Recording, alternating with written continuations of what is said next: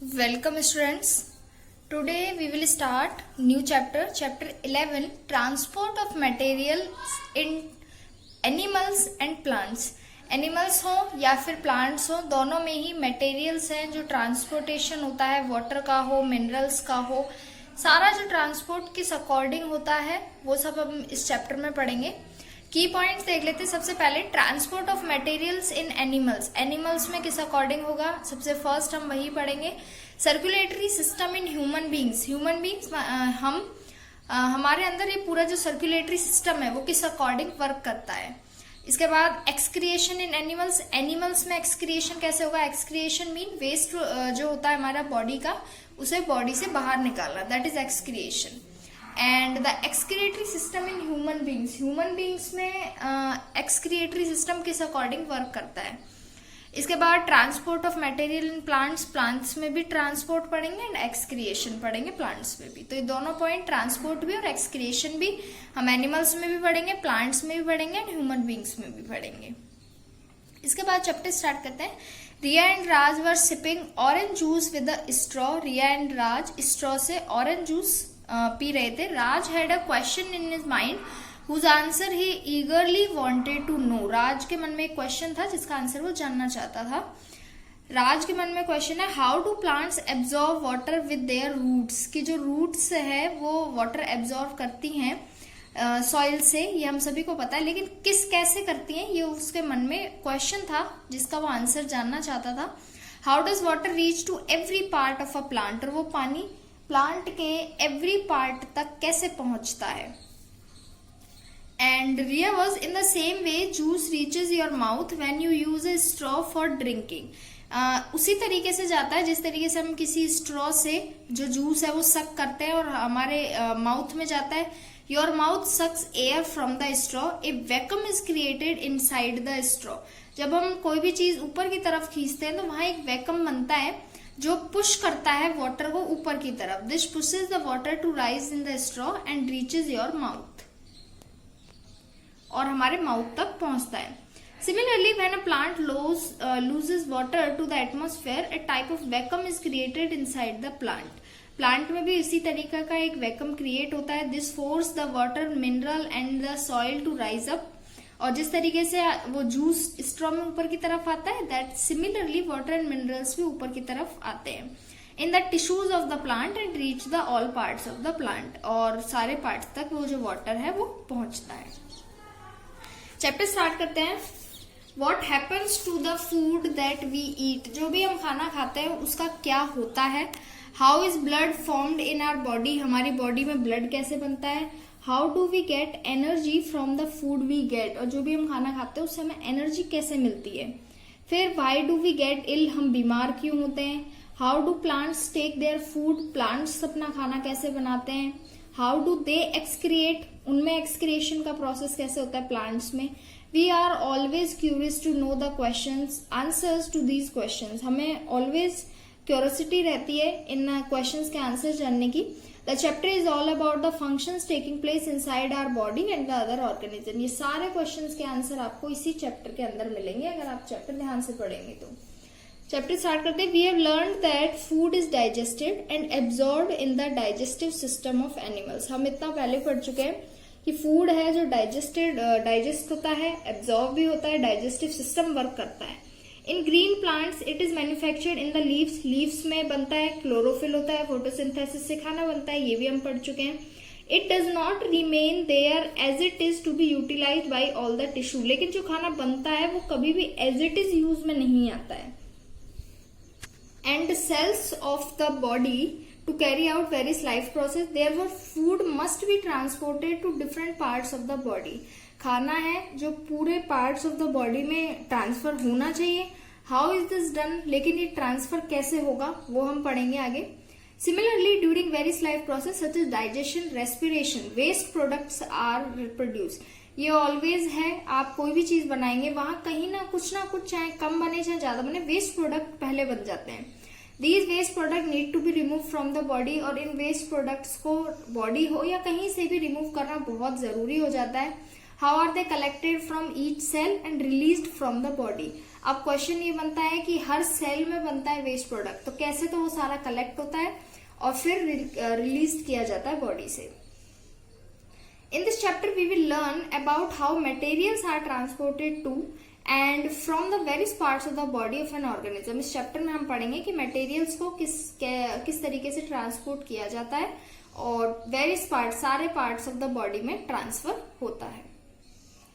तो स्टार्ट करते हैं transport of materials in animals.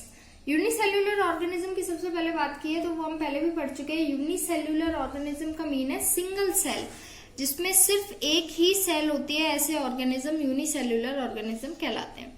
तो यूनिसेल्युलर ऑर्गेनिज्म का एग्जांपल है अमीबा और paramecium. The single cell does the function of the entire organism. पूरे ऑर्गेनिज्म का जितना भी फंक्शन होगा वो एक ही सेल संभालती है। In these organism the essential material like food and oxygen move in और out of the body by the process of diffusion. इन ऑर्गेनिज्म में डिफ्यूजन का मतलब है फूड है, चाहे ऑक्सीजन है, चाहे कुछ भी है, जो मूव इन अंदर जा रहा है या बॉडी के बाहर जा रहा है, तो कंप्लीट प्रोसेस को डिफ्यूजन बोलते हैं। And is kept in circulation by the streaming movement of the cytoplasm. Cytoplasm होता है इनके अंदर। साइटोप्लाज्म शायद आप 8th क्लास में डिटेल में पढ़ेंगे। न्यूक्लियस होता है, न्यूक्लियस के चारों तरफ एक जेली लाइक लिक्विड होता है, उसे साइटोप्लाज्म बोलते हैं। हर सेल के अंदर साइटोप्लाज्म होता है। तो diffusion is the process in which the particles of a substance move from a region of higher concentration to a region of lower concentration. तो ये ऑलवेज है कि कोई भी सब्सटेंस जहां वो ज्यादा है वहां से और कम होगा जहां पे उस तरफ ट्रांसफर होता है हमेशा ही। पानी का भी अगर आपने देखा होगा तो पानी का ढलान या बहाव किस अकॉर्डिंग होता है, जहां पानी ज्यादा है वहां से और जहां पानी कम है उस अकॉर्डिंग वो गिरता है। तो इसी तरीके से ही हमारी बॉडी में भी होता है, तो इसको बोलते हैं डिफ्यूजन। ये जो डायग्राम है ये अमीबा का है, ऐसा कोई जरूरी नहीं है डायग्राम। आगे बढ़ते हैं। In lower animals like jellyfish and hydra water acts as a medium for circulation as well as excretion. जो भी हम पानी पीते हैं ना वो बहुत जरूरी है पूरे सर्कुलेशन के लिए, एक्सक्रिएशन के लिए, हमारे अंदर भी। लेकिन यहाँ बात जेलीफिश और हाइड्रा की हो रही है, वहां वाटर ज्यादा जरूरी है। When the water rushes inside the body the nutrients are circulated to various parts. तो वाटर के साथ ये न्यूट्रिएंट्स घुल के पूरे पार्ट्स ऑफ द बॉडी में ट्रांसफर होते हैं। The water absorb the undigested food and it gets excreted when the water leaves the body of an organism. जब पानी जो होता है एब्जॉर्ब करता है अनडाइजेस्टेड फूड को, उसके बाद उसे एक्सक्रिएट बाहर निकाल दिया जाता है बॉडी के। जब भी वाटर है जो बाहर निकलता है, तो मतलब ये है कि वाटर के साथ ही तो सारी चीजें पार्ट्स ऑफ द बॉडी में पहुंच रही हैं और एक्सक्रिएशन का प्रोसेस भी वाटर के साथ ही होगा। और अगर हायर एनिमल्स की बात की जाए जिसमें ह्यूमन बींग्स आते हैं, एक group of organ forms an organ system for circulation of food and water. एक कंप्लीट हमारी बॉडी में एक ऑर्गन सिस्टम वर्क करता है, एक ग्रुप ऑफ ऑर्गन्स है जिससे एक ऑर्गन सिस्टम बनेगा। वो ऑर्गन सिस्टम वर्क करता है कि फूड कैसे जाएगा, वाटर कैसे जाएगा, एक्सक्रिएशन कैसे होगा। तो वो जो सारा सिस्टम है that is called circulatory system, या फिर दूसरा नाम भी है कार्डियोवेस्क्यूलर सिस्टम। दोनों में से कुछ भी नहीं बोल सकते, सर्कुलेटरी ज्यादा इजी है। तो एक कंप्लीट सर्कुलेटरी सिस्टम वर्क करता है, वो भी हम आगे, अब नेक्स्ट टॉपिक वही है कि सर्कुलेटरी सिस्टम किस अकॉर्डिंग वर्क करेगा ह्यूमन बींग्स में। तो सबसे पहले हम पढ़ेंगे circulatory system in human beings. तो सर्कुलेटरी सिस्टम में 3 चीजें हम पढ़ेंगे, एक तो ब्लड और एक blood vessels and the heart. तीनों चीजें मिलकर एक सर्कुलेटरी सिस्टम बनाती हैं जो पूरा ऑक्सीजन है, चाहे वाटर है, चाहे जो भी है, पूरे बॉडी में ट्रांसफर होता है। अभी हमने जेलीफिश और हाइड्रा पढ़ा था, वहां पर वाटर है जिसमें मिलके सब चीजें जाती हैं पार्ट्स ऑफ द बॉडी में। और यहाँ पर वो है ब्लड, हमारे ब्लड में ही ऑक्सीजन घुल के जाती है हमारे पूरे पार्ट्स ऑफ द बॉडी तक। तो the circulatory system of human beings consist of blood, blood vessels and the heart. Let us study about these organs in detail. अगर हम डिटेल में पढ़ते हैं अब इन चीजों को, सबसे पहले एक डायग्राम दिया गया है सर्कुलेटरी सिस्टम का जिसमें 3 ही चीजें बताई गई हैं, heart, artery and when. Artery red colour की होती है, वेन ब्लू कलर की होती है। ब्लड पर आते हैं। ब्लड क्या है? ब्लड इज ए टिश्यू, एक टिश्यू है। टिश्यू क्या होता है? टिश्यू को मैं बता देती हूँ, सेल पहले भी पढ़ा होगा। सेल और सेल, एक group of cell forms a tissue. अगर सेल बहुत सारी सेल अगर मिल जाती हैं, एक ग्रुप बनाती हैं, उस ग्रुप को टिश्यू बोलते हैं। तो ब्लड में एक सिंगल सेल नहीं होती है, ब्लड में बहुत सारी सेल होती हैं मिलके, इसलिए ब्लड को एक टिश्यू बोला गया है, जो नेचर में फ्लूइड है एंड इज एक्चुअली लिक्विड, और एक लिक्विड जैसा है that contains some special cell, और उसके अंदर बहुत सारी सेल्स हैं। You must have seen the colour of blood in our body is red. ये सभी को पता होगा colour of the blood is red, but you will be surprise to know that more than 90% of the blood is not red in colour. लेकिन आपको ये जान के बहुत सरप्राइज होगा कि हमारा जो ब्लड है वो रेड कलर का नहीं होता है। To understand this better we need to study about contents of the blood. Blood कभी भी रेड कलर का नहीं होता है। ब्लड के अंदर एक पिगमेंट होता है हीमोग्लोबिन नाम का। जैसे लीफ में हमने पढ़ा था कि लीफ ग्रीन कलर की नहीं होती है। लीफ का ग्रीन कलर किसकी वजह से होता है?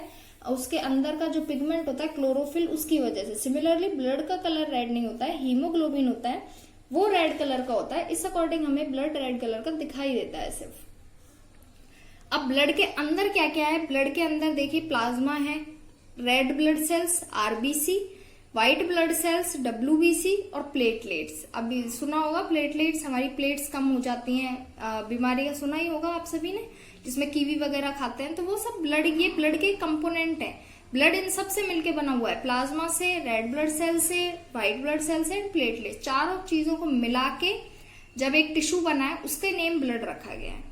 तो प्लाज्मा पढ़ते हैं। Plasma is the fluid part of the blood. Plasma हमारी बॉडी का, ब्लड का फ्लूइड पार्ट है, जिसकी वजह से हमें जो लिक्विड जैसा लगता है ना ब्लड, वो प्लाज्मा की वजह से। अगर प्लाज्मा नहीं है तो सॉलिड हो जाए blood. Which contain 90% water, 90% water है प्लाज्मा में। रिमेनिंग 10% में मिनरल्स हैं। कौन कौन से? Sodium, chlorine, calcium and other mineral with protein. अब ये क्या काम करता है? It is the medium through which the blood cells are transported around the body in blood vessels. एक मीडियम है जिससे ब्लड सेल्स ट्रांसपोर्ट होते रहे। ब्लड सेल्स कौन कौन से हैं? आरबीसी और डब्ल्यूबीसी हम पढ़ेंगे। RBC mean red blood cell, WBC mean white blood cell. Short में आरबीसी, लॉन्ग में रेड ब्लड सेल। इसके बारे में पढ़ते हैं। As the name suggest these cells are red in colour. Name से ही पता चल रहा है red blood cell, that mean red होगा कलर में, due to presence of special protein called haemoglobin. Haemoglobin नाम का पिगमेंट होता है रेड ब्लड सेल्स में, जिसकी वजह से रेड ब्लड सेल्स रेड होती हैं, और रेड ब्लड सेल्स की वजह से टोटल जो ब्लड है उसका कलर रेड हो जाता है। The presence of haemoglobin gives red colour to the blood. The haemoglobin transport oxygen from the lungs to different parts of the body. अब इस हीमोग्लोबिन का वर्क क्या है कि ये ऑक्सीजन को लंग्स से लेता है और different parts of the body में ट्रांसपोर्ट करता है।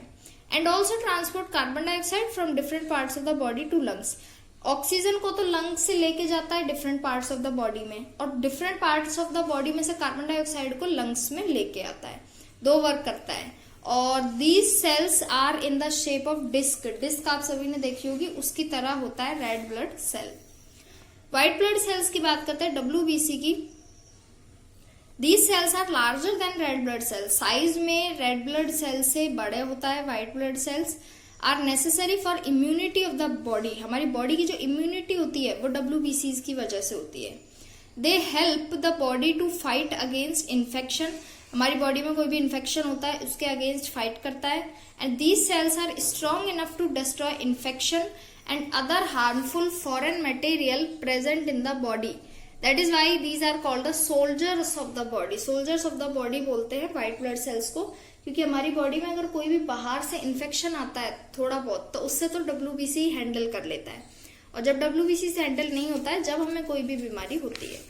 प्लेटलेट्स की अगर बात की जाए तो when someone gets a cut or a wound, अगर हमें कहीं भी एक कट लग जाता है तो ब्लड है वो फ्लो होना स्टार्ट हो जाता है। But after some time the blood starts drying up. लेकिन वहीं के वहीं थोड़ी देर फ्लो होने के बाद जो क्लॉट होता है वो जम जाता है and gets collected as a spot on the cut which is called blood clot. उसे ब्लड क्लॉट बोलते हैं। This process of drying up of blood on its own, खुद से ही ब्लड का सूख जाना उसी जगह पर, उसे बोलते हैं clotting. This process of drying up of blood on its own at the place of the cut is called clotting of blood.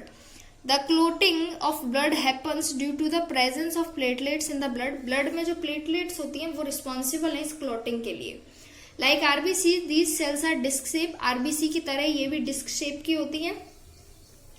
And form in the bone marrow. They have a life span of about 5 to 9 days। Platelets का जो life time है वो only 5 to 9 days है। Then ये platelets dead हो जाती है, नई प्लेटलेट्स बनती रहती हैं बॉडी में। ये डायग्राम बताए गए हैं। रेड ब्लड सेल का डायग्राम डिस्क शेप में है, गोल में है। प्लेटलेट्स भी, व्हाइट ब्लड सेल का कोई भी शेप है वो फिक्स नहीं होता है कभी भी। तो आपको तीनों का, अब यहाँ पर हमारा ब्लड जो टॉपिक है वो कंप्लीट होता है। एक एक्स्ट्रा माइल भी है। An adult man contains approximately 5 litre of blood in his body. एक एडल्ट मैन में कम से कम अप्रोक्सीमेटली 5 लीटर ऑफ ब्लड होता है, एक अगर हेल्दी मैन है उसके अंदर।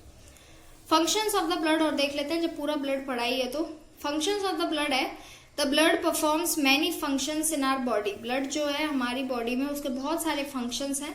सम of the functions perform by blood. अब कौन कौन से फंक्शन परफॉर्म करता है? First is it helps in transportation of oxygen from the lungs to the body cells and carbon dioxide from the body cells to the lungs. ये अभी मैंने बताया कि ऑक्सीजन को तो लेके जाता है लंग से और पूरे पार्ट्स ऑफ द बॉडी में ट्रांसपोर्ट करता है, और पार्ट्स ऑफ द बॉडी से कार्बन डाइऑक्साइड लाके लंग्स को देता है।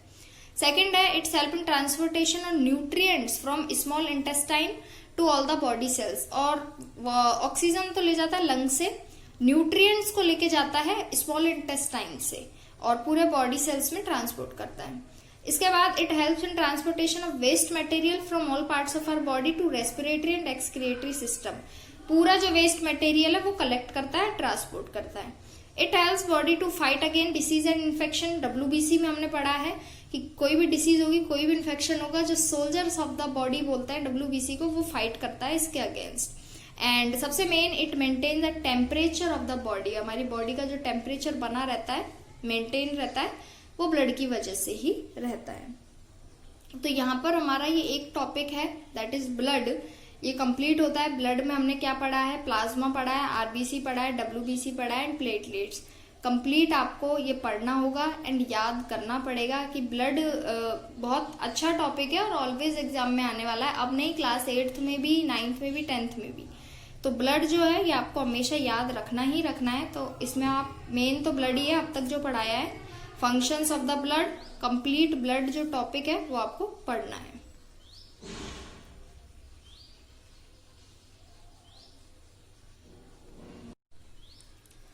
Now we will start next topic, blood vessels. Blood हम पढ़ चुके हैं, ब्लड वेसल्स स्टार्ट करते हैं। Blood vessels are the channels through which blood flows in the body.